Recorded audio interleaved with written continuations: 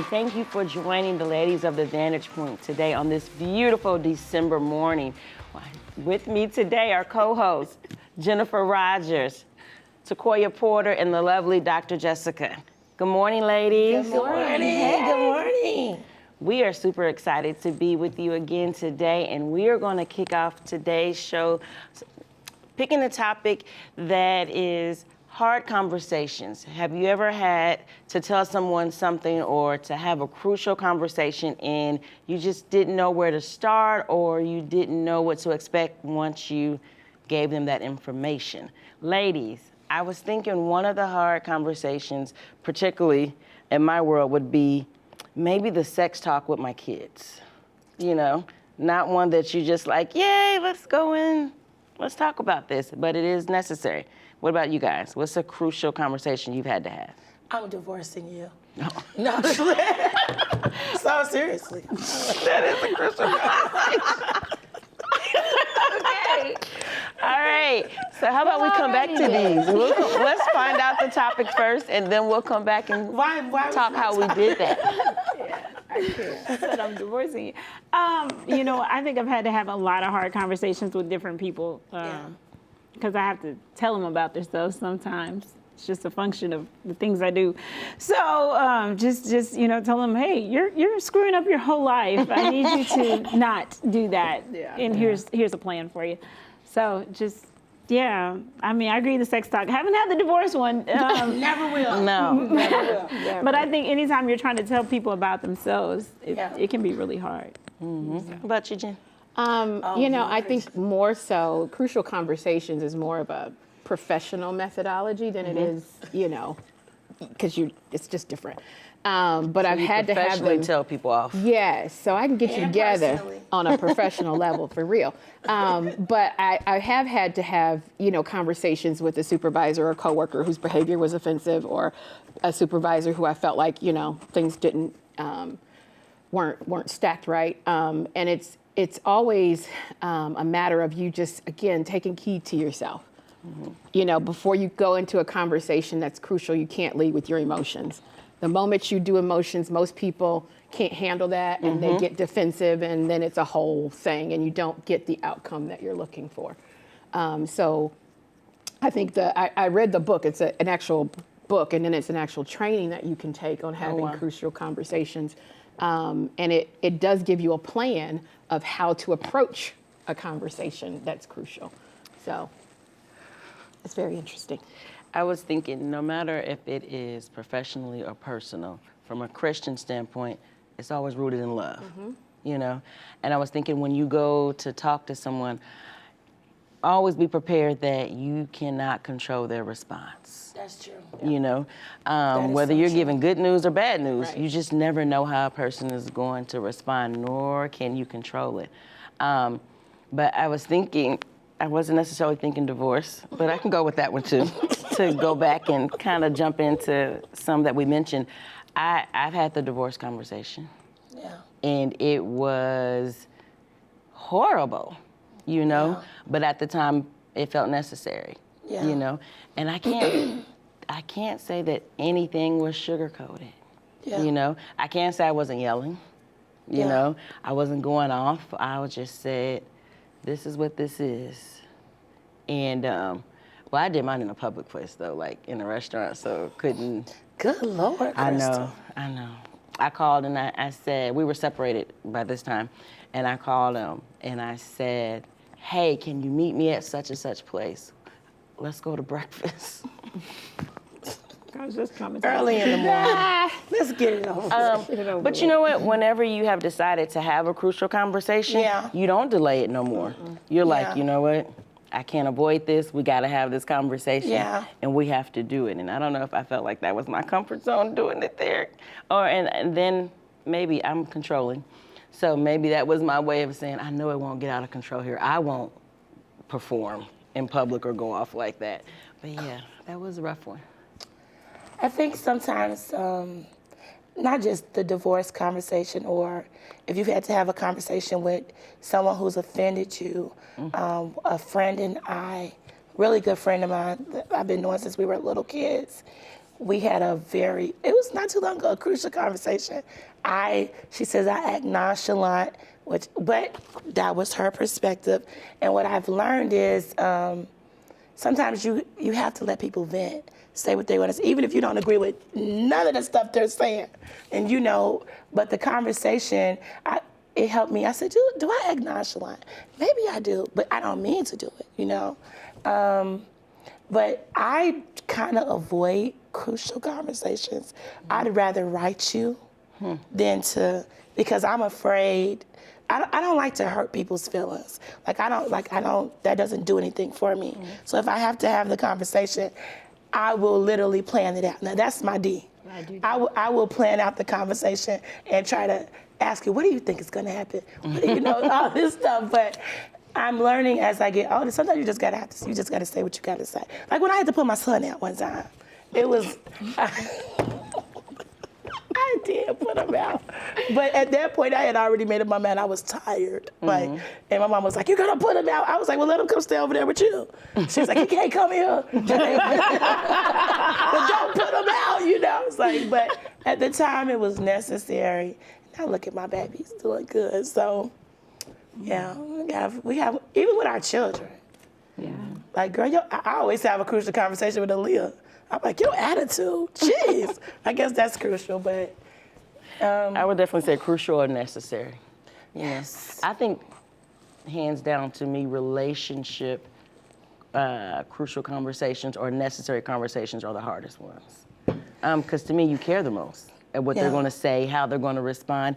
And normally, unless we're talking divorce, you're not trying to end the relationship. You're really trying to help them, And particularly kids don't always see it that way. I remember when it was my first time I had to let go of an employee when I was in management and at the bank. I called my prayer partner, I called this other lady, I called like 10 people, and I was boohooing because I was like, I'm taking away her livelihood. But she had been stealing, right? And I knew that she wasn't making that much in her role with 3 children, but I had to do, and I liked her as a person, but I had to let her go. Then I helped her find another job. But I did have a conversation with her, like, we're gonna have to let you go. That was hard. Well, she could when went you to take away jail. people's. I fired a lot of people in my former job. I know you don't care, Takoya. No, I did. My hands up is because I've been fired by Takoya. I have too. Takoya fired you? Oh, yeah. From volunteer work. Fired us both. Yeah. I think if she could, she would fire me too. And what she said was, this board is now vacant. We were like, I can see her doing that so much too. for crucial conversation. No, okay.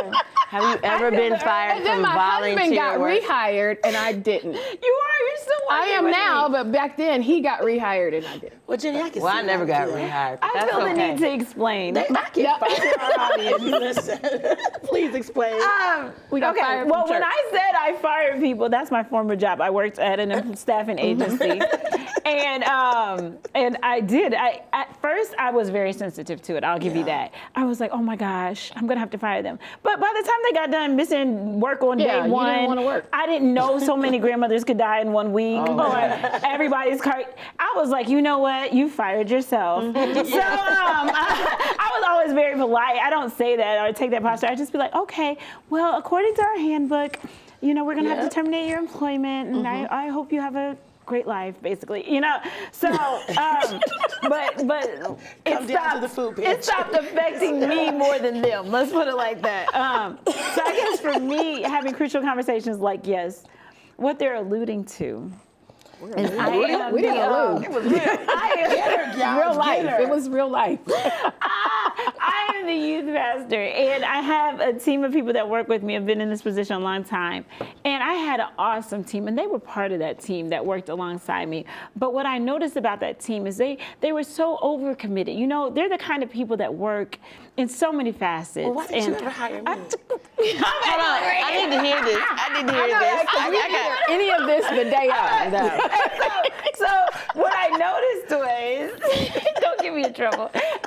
What I noticed was they were spread too thin. So I started taking note. I was like, okay, they're late. They're not focused. Some didn't complete their assignments. It seemed very scattered. And and then nothing's directed at one, because this has been many years ago. We're still bitter But I about started it. Healing is a progress. It takes a process. And still so what bitter. I did was, I sat down my whole team and said, okay, as of today, this whole team is vacant. Oh, wow. And I'll let you know how we're going to move forward. I did. I put a lot of Conversation prayer over. fasting into that, but I was sure it was the right move, and it was. Mm-hmm. It really was. So I thank God for that. Anyway, but crucial conversations. Thank God Are you for still firing. bitter over that? I take a lot of heat over that. I think I'm the only person who's ever fired volunteers. No, you're not. All at once. But let's couple that, because in the real world, or especially in the church world, a lot of times the people you work with are people that you're friends with, you know? And it's so hard. how do you fire your friends? Oh no, I really did fast, pray, and cry. No, I was gonna back you up and say it takes prayer and fasting Yeah. to fire your friends. I fasted for Y'all 2 stop that on weeks, any of y'all stuff, prayed 'cause I know and y'all cried done about fired me. that. So when I say things and I sound nonchalant, I'm not a nonchalant person. I do care about people a lot. It's just once I make the decision or commit to a course of Right. action, I'm like, okay, this is the way it is. And I'm okay with that. And so, but Our lives have moved on. We're better for it. She hired me back. She hired me back. Well, I didn't get hired back, but it's okay. They would never put me on the board, and I've been wondering about that too. Why You should have a crucial don't ask conversation me. with Don't your I'm gonna pastor. have a crucial conversation with you. You don't want to do that. Look, you know, really, I Because just I'll want to go to answer you. church and come home. I was like, how am I going to answer you? Please don't. But Just no, 'cause the but I think delegating. that's part of it. Like, to me, crucial, what one person defines as crucial, I might not. Right. Because it's only crucial if it's something that I feel like is going to impact us beyond this moment. I like that. And so I don't feel the urge to talk about everything. But if it's going to have long-lasting impact on you or me, Right. because sometimes it's not going to impact me at all, these conversations I have. You can go, it's not, it's Just your like her decision. daddy when she said that. And it's your life. It's crazy. I feel very sane right now. But it's your decision, your life. So if you screw it up, it's on you. And Right. it'll hurt me to watch it. But it's Right. not going to take over my life. But I have that conversation because of them. I think, You know? I can't love that. tell you how many conversations had to have with women that are making a decision, you know, and they're like, this is what I'm doing. This is how I want to do it. This is my choice. And they want you to support them, but you can't, because it's not biblical what they're doing, first of all. Right. But you know it's a train wreck about to happen. Yeah. You know, and I don't want to go, I want to go on record of saying, I tried to tell you, don't do this, but you make a choice, you know? And we're gonna be right back after this.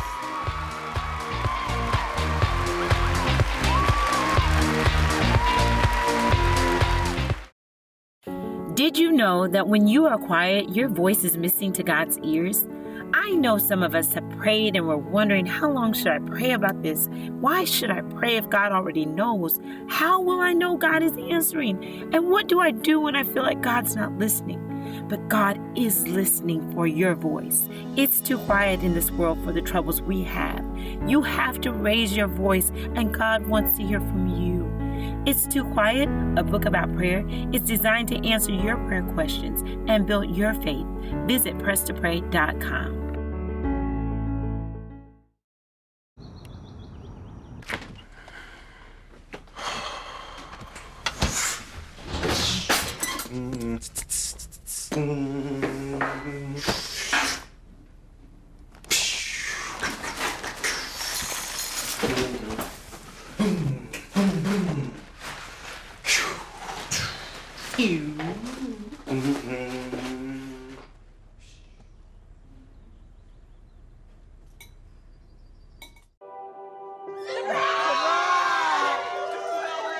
I see the future is really bright for me. The high school diploma is just added to the confidence, and now I feel unstoppable. Find free adult education classes near you at finishyourdiploma.org. Your teenager, naturally pushing the rules to their limits. When they push too far, call the Boys Town National Hotline at 800-448-3000. Our trained counselors are there 24 hours a day, 7 days a week to provide advice and resources for problems big or small.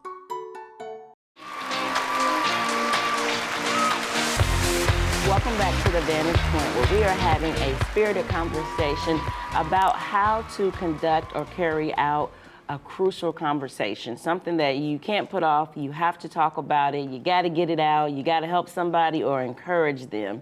And we left off talking about, I was sharing as a women's director, there's times where I have to talk to different women about choices that they're about to make. And even though they brought the crucial conversation to me, I feel obligated to tell them the truth. Absolutely. You know, about the pros and cons, or what does the Bible say about the decision or the choice you're about to make. And that's not always easy, and it's not always well received.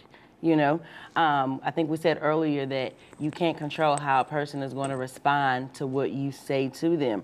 And I have seen tears. I can't even tell you how many times I've been gone off on. But what I think normally what always happens in most cases is they come back and say, you were right, you know, and no, it's not our job to beat them up and say, I tried to tell you, although sometimes I do say that. But then you got to have the crucial conversation on how to fix this, if it can be fixed. And I think there's just some things you can avoid. You have to tell people the truth. But another point that we brought up was, what about when you have to have that conversation with yourself? Yeah.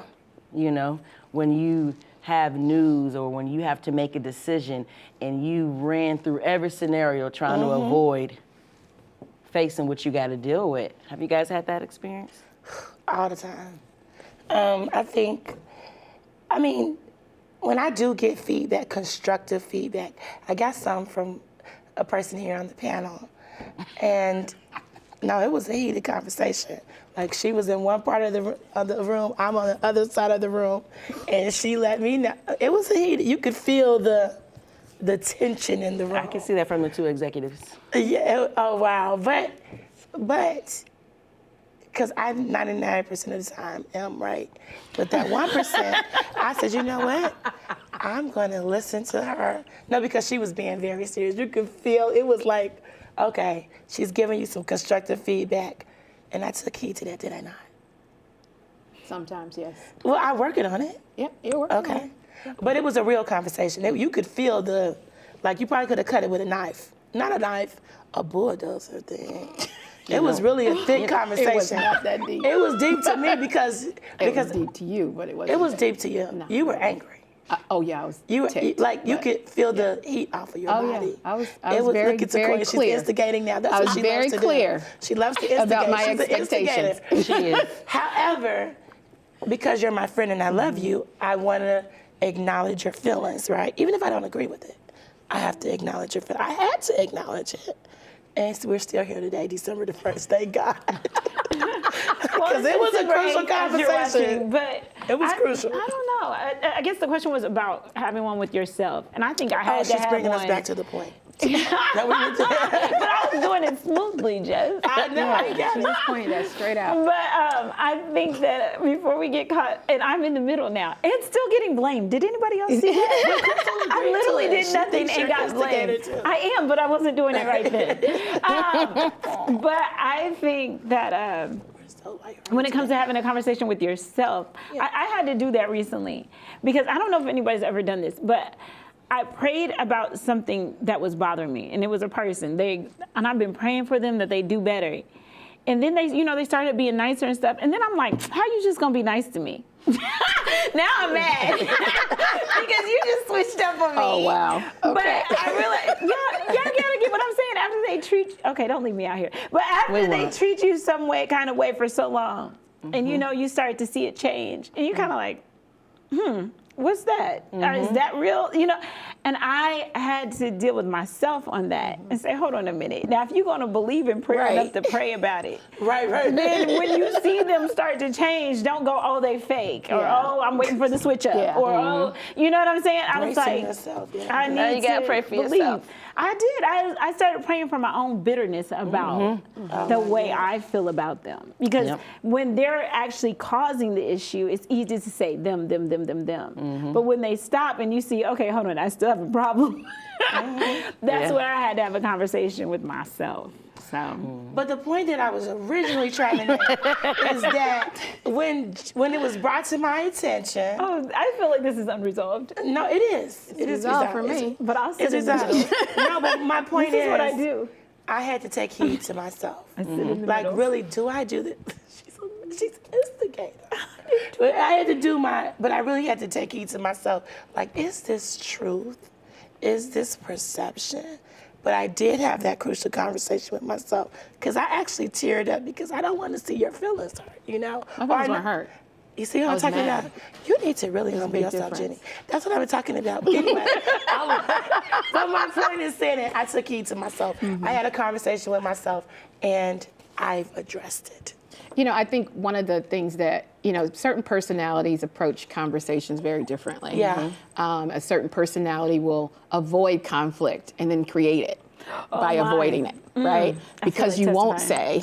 say, and you'll undercover be feeling some kind of way. Yeah. You then create conflict by trying to Is avoid that it. passive aggressive? It is very It is. passive aggressive. And that is I probably don't the do thing passive I deal aggressive. the worst Yeah. with. So Yeah. we probably need This to is my not- hands lifted for prayer because Yeah. that rubs me. I don't do passive Can aggressive under my at skin. all. Let me play the devil's advocate. Please do, because I need help with that one. Because y'all are very strong-willed. I say this in all humility. Strong-willed, strong-minded women. And if you're weak in any way, which I'm not, you guys will trample over. Like, But are you weak when you're passive aggressive? I don't think you're weak when you're passive Not at aggressive. all. I think it's like a camouflage for it. Really? That's what yeah. See, I think that's like a sucker punch. You try to catch me off guard and swing and then run. And then I feel like you're deceitful, and now I'm real mad. Yeah. That's why I call it a camouflage. But see, I just will address it. Like, I don't do passive aggressive. So when I realize that's what's happening, I don't have no problem going after it and saying, what just happened? What are we doing? That's your favorite And, line. you know, What we because doing? at the end of the day, when you have relationships that you want to preserve, you got to think about, what am I trying to accomplish? Right. Do I want us to come back together, or do I just want to be mad? Now, if you just want to be mad, I can't help you. But if we want to come back together, then we have to have a meeting of the minds. And a conversation. Again, if you're feeling some kind of way about it, then it's enough to have a conversation about. Exactly. You can't say, well, I'm just not going to deal with it because I don't care. Yeah, you do, because now you're acting funny, right? So if you're going to put that kind of emotion into acting funny, then put that kind of time and planning a conversation and say, hey, I didn't like when you did this. Jenny, I really feel like you're playing both sides. How do you Because say that's that? your favorite line. What? I don't care. When I say it, most of the time I don't. No. The majority of the Listen, time I don't. crucial conversation time. I'm going to Yeah. wait. Go for it. No, I'm done. Go for it. But I just think because that the you quiet. have to, if something has got enough to where it's got your emotions all Yeah. balled up, then you have to say something. For me, it's either I'm going to say something or I'm going to let it go. I'll let it go. I don't have a middle ground where I'm just now going to be trying to treat you funny. I'm not going to talk to you. I don't have time for that. Yeah. So it's either I'm going to deal with it, and Well, if I'm you're an not woman exception to enough the to deal rule. with it, then I'm Yeah. going to have to let it go, and I'm Okay. going to have to move on. I agree. I think that one, like I said, for me, and I get very cerebral about emotional things. I do. Everybody agrees. But I got to define, first of all, how important is this? Yeah. Right. And then, okay, so who am I talking to? Because if I understand the person, a lot of times that helps me let things go. Because some Yeah. things I know they don't mean the way it hit me.